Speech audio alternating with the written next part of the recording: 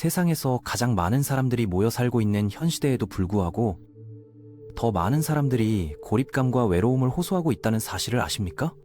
스마트폰으로 언제든 연락할 수 있고 SNS로 전 세계 사람들과 소통할 수 있는 이 시대에도 사람들은 진짜 마음을 나눌 상대를 찾지 못해 힘들어하고 있습니다.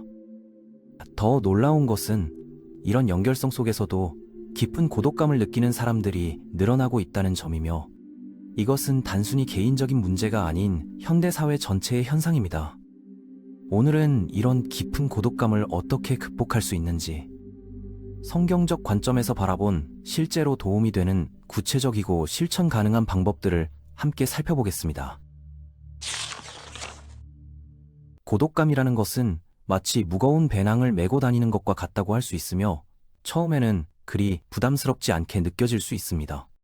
하지만 시간이 지나면서 점점 더 무거워져서 결국 우리의 일상생활 전체를 짓누르게 되고, 심지어 우리의 판단력과 행동력까지도 제한하게 됩니다. 때로는 많은 사람들 속에서도 고독감을 느낄 수 있고, 반대로 혼자 있으면서도 평안함을 느낄 수 있다는 것이 외로움의 복잡한 특성입니다.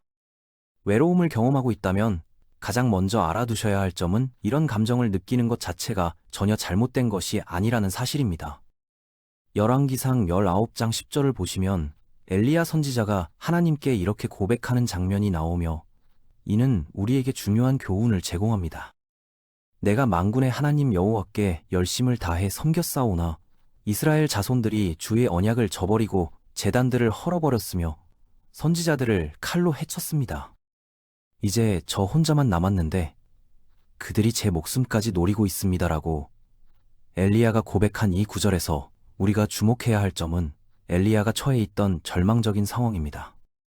당시 엘리야는 이세벨 왕비의 위협을 피해 목숨을 구하려고 도망치는 중이었으며, 그는 하나님의 명령에 따라 바알 선지자들과 맞서 싸웠습니다.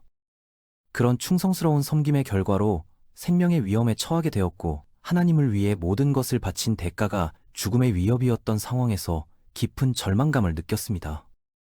호렙산 정상에 도달한 엘리야에게 하나님께서 엘리야야, 네가 여기서 무엇을 하고 있느냐고 물으셨을 때의 상황을 상상해 보십시오. 엘리야는 자신의 절망적인 심정을 솔직하게 토로했으며, 하나님, 저는 주님을 위해 모든 힘을 다했지만 결과는 이런 고립감뿐입니다 라고 호소했습니다. 백성들은 주님을 잊고 성전을 파괴했으며 주의 종들을 죽였고, 이제 저만 홀로 남았으며 그들이 저까지 제거하려 합니다 라고 말했던 것입니다. 흥미롭게도 엘리야는 14절에서 다시 한번 같은 내용을 반복해서 하나님께 말씀드리며 자신의 고독감과 절망감을 거듭 표현했습니다.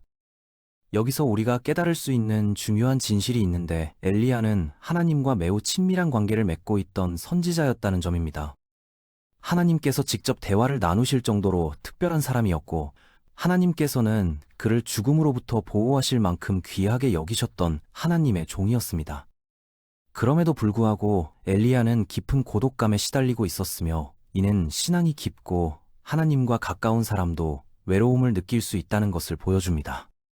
그런데 더 놀라운 것은 엘리야가 혼자라고 느꼈던 그 순간에도 실제로는 전혀 혼자가 아니었다는 하나님의 관점에서 본 진실입니다.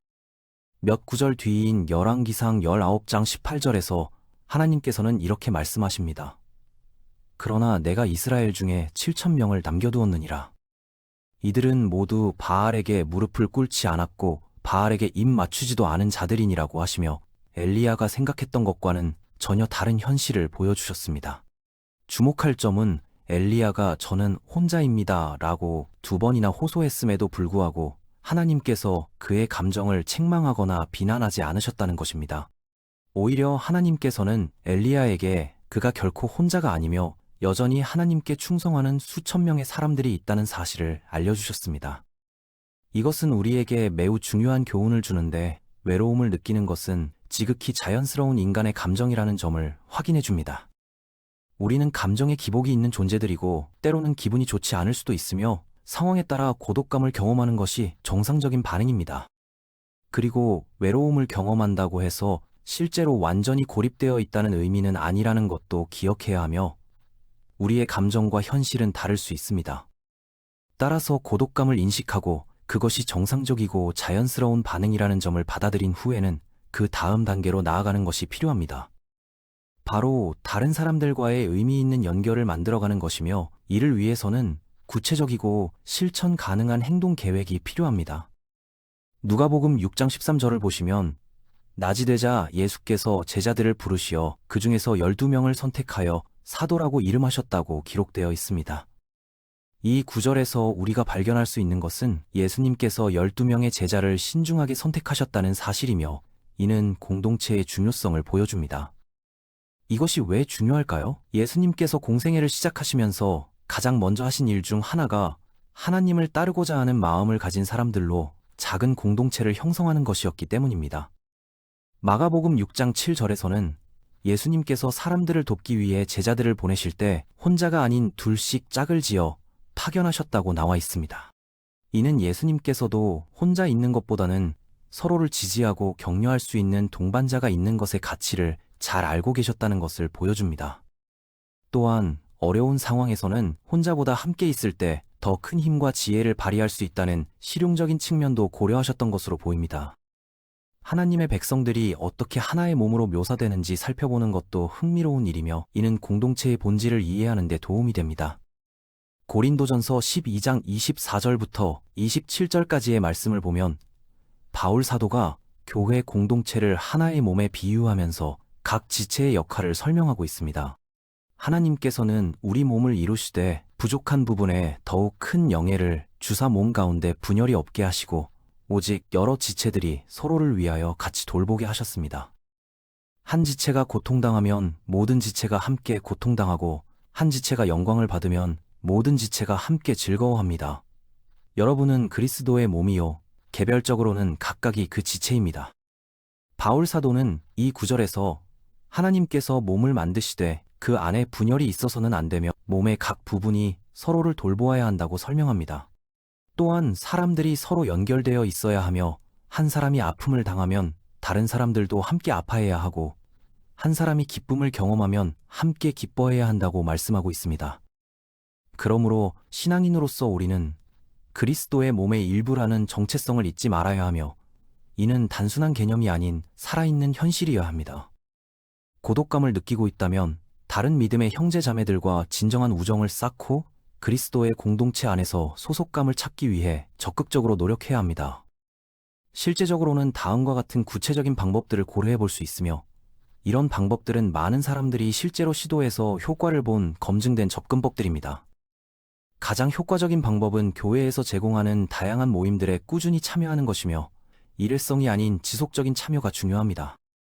성경 공부 모임, 소그룹 모임, 기도 모임 또는 교회에서 운영하는 각종 프로그램에 정기적으로 참석하다 보면 비슷한 관심사를 가진 사람들과 자연스럽게 만날 수 있게 됩니다. 꾸준히 나가다 보면 같은 시간에 정기적으로 오는 분들과 친해질 기회도 생기게 되고, 서로의 일상과 고민을 나누는 관계로 발전할 수 있습니다. 또 다른 좋은 방법은 교회 내 다양한 사역에 참여해서 봉사하는 것이며, 단순히 참관하는 것을 넘어서 실제로 역할과 책임을 맡는 것이 중요합니다. 이런 활동이 특히 도움이 되는 이유는 봉사를 통해 공통된 목표를 가지고 함께 일하는 다른 봉사자들과 깊은 유대감을 형성할 수 있기 때문입니다. 또한 특정한 역할과 책임을 맡게 되면서 더 큰 소속감과 성취감을 경험할 수도 있고, 자신이 공동체에 실질적으로 기여하고 있다는 만족감도 얻을 수 있습니다. 찬양팀, 교육부 교사, 안내위원, 청소봉사, 행사준비팀 등 다양한 사역 중에서 자신의 은사와 관심사에 맞는 것을 선택해 참여해 보시기 바랍니다. 마지막으로 고려해 볼 수 있는 방법은 담임 목사나 교회 리더십에게 솔직하게 자신의 상황을 털어놓고 조언을 구하는 것입니다. 외로움을 느끼고 있다는 점을 정직하게 말씀드리고, 어떤 도움을 받을 수 있는지 또는 어떤 활동에 참여하면 좋을지에 대한 구체적인 의견을 들어보세요. 많은 경우 목회자들은 비슷한 상황에 있는 다른 교인들을 소개해 주거나 특별히 관심을 가져줄 수 있는 멘토나 동반자를 연결해 줄 수 있습니다. 이런 모든 선택지들을 고려할 때 반드시 명심해야 할 점은, 진정한 인간관계를 형성하기 위해서는 상당한 노력과 시간 투자가 필요하다는 것입니다. 즉, 소셜미디어나 게임, 온라인 활동에 쓰는 시간을 줄이고 실제 사람들과의 만남과 대화에 더 많은 에너지를 쏟아야 한다는 의미입니다. 이런 방법들 중 하나를 선택한다면 자신과 취향이 비슷하거나 성격이 잘 맞는 사람들을 적극적으로 찾아보시고 먼저 다가가는 용기를 가지시기 바랍니다.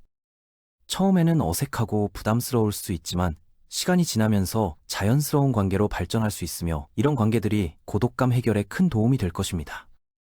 하나님께서 그리스도의 몸을 만드셨다는 것을 기억하시기 바라며, 즉, 우리 믿는 사람들은 다른 이들과 연결되어 살도록 창조되었다는 의미입니다. 그러니 고독감을 느끼신다면 진정으로 자신의 편이 되어줄 사람들을 찾아보시고 있는 그대로의 모습을 받아들여줄 사람을 찾으시기 바랍니다. 마음을 공감해줄 사람, 힘들 때 지지해줄 사람, 기쁠 때 함께 기뻐해줄 사람들과의 관계를 만들어가는 것이 고독감 극복의 핵심입니다.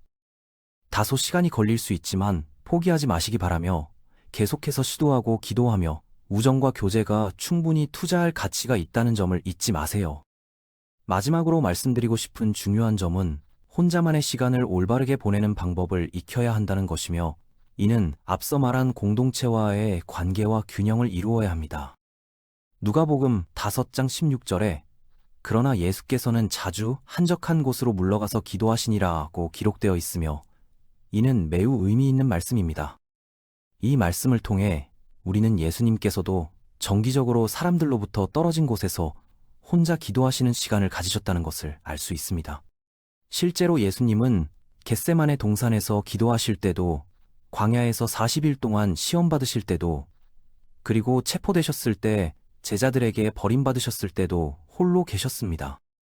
게다가 성경에 등장하는 많은 하나님의 사람들도 인생의 중요하고 결정적인 순간들을 혼자서 보내야 했으며, 그 과정에서 하나님과의 관계가 더욱 깊어졌습니다. 다윗은 골리앗과 1대1로 맞서 싸웠고, 모세는 십계명을 받기 위해 시나이 산에 홀로 올라가서 40일을 보냈습니다. 요셉은 감옥에서 혼자 시간을 보내며 하나님의 때를 기다렸고, 요나는 큰 물고기 뱃속에서 홀로 있으면서 회개의 기도를 드렸습니다. 에스더는 왕 앞에서 홀로 담대하게 나서야 했고, 다니엘은 사자굴에서 혼자 밤을 보내며 하나님의 보호하심을 경험했습니다. 그러므로 신앙인인 우리도 도움을 요청할 수 있는 그리스도의 공동체가 있지만, 때로는 믿음 안에서 홀로 서서 하나님께서 함께 계신다는 것을 믿어야 할 순간들이 있을 것입니다. 분명히 말씀드리자면 이 모든 사람들이 물리적으로는 혼자였지만 완전히 고립된 것은 아니었으며, 그들은 모두 하나님의 특별한 보호하심과 인도하심을 받고 있었기 때문입니다. 따라서 우리 신앙인들이 외로움을 느낀다면 하나님과의 개인적인 관계에서 성장하시기를 권하며, 이는 다른 사람들과의 관계와 함께 균형을 이루어야 합니다. 기도 생활을 더욱 깊이 있게 발전시키시고 하나님의 말씀을 더 깊이 묵상하시며 하나님과의 개인적인 교제 시간을 소중히 여기시기 바랍니다. 또한 조용한 산책을 하면서 하나님께서 자신에게 무엇을 말씀하시려는지 들어보는 시간을 가져보시고 자연 속에서 창조주 하나님을 만나는 경험을 해보시기 바랍니다. 즉, 신앙인은 영적인 독립성에 이르는 법을 배워야 한다는 것이며, 이는 다른 사람들에게 의존하지 않고도 하나님 안에서 평안을 찾을 수 있는 능력을 의미합니다. 예수님과 과거 성경의 인물들이 오직 하나님만을 의지하는 방법을 배웠던 것처럼 우리도 상황이 요구할 때는 스스로 일어설 수 있어야 합니다. 아무도 곁에 없을 때라도 하나님께서 우리와 함께 계신다는 확신을 가질 수 있어야 하며, 이런 영적 성숙함이 진정한 고독감 극복의 열쇠입니다. 혼자 있는 시간을 두려워하지 마시고 오히려 그 시간을 하나님과의 깊은 교제를 위한 소중한 기회로 여기시며 말씀 묵상과 기도로 채워가시기 바랍니다.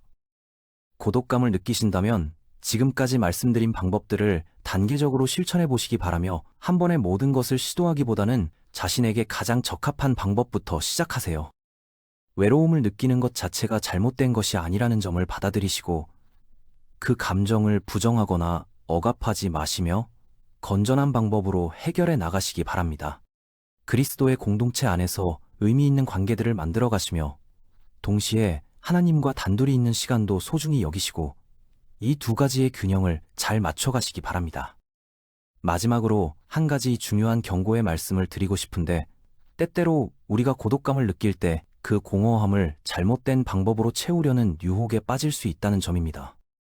알코올, 도박, 무분별한 소비, 부적절한 관계, 인터넷 중독 등과 같은 것들이 일시적으로는 위로가 될 수 있겠지만 결국에는 더 큰 절망과 공허함을 가져다 줄 뿐입니다. 이런 잘못된 해결책들은 근본적인 문제를 해결하지 못할 뿐 아니라 오히려 새로운 문제들을 만들어내며 진정한 치유와 회복을 방해하게 됩니다.